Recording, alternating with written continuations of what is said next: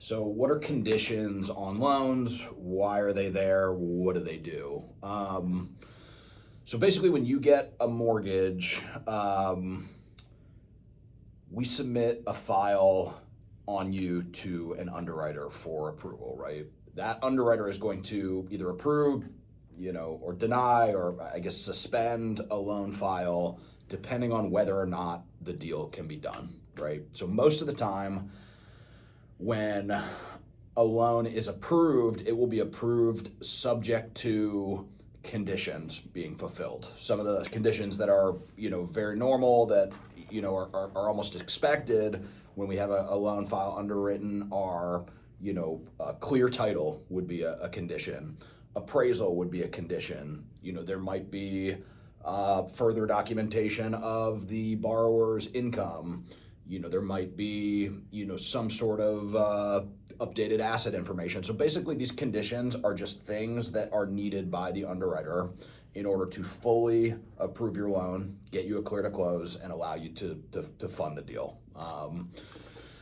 Most of the time, what we do, at least here at my company, is we like to submit a file to underwriting that is as complete as possible to minimize those conditions. If you have ever done business or ever gotten a loan from another company, I've heard some horror stories about, files that are submitted to underwriting with very, very little documentation, and you end up with a list of conditions that is 30 items long that you're trying to get back, during loan process. So I have said this before on these videos, but, we have a very, very thorough process up front at the beginning of the process to try and cut down on some of the work during the middle of the process. So a lot of the stuff that we, might be asked for by other companies, we are asking for before you even find a house, before you're getting under contract, before your loan is submitted to underwriting.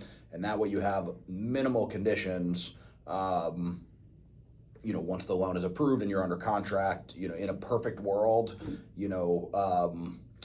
the only conditions that would be asked for, after your loan is approved is appraisal, clear title, and homeowner's insurance. That's like the ideal that we strive for. That does not often happen exactly like that because, people have money flown in and out of bank accounts that we need to source.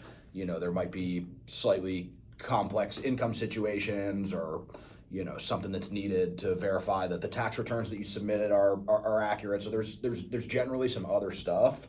But we try to keep it as minimal as possible so that once you are under contract and in the loan process, you're not having to scramble all over town and get back 50 different things.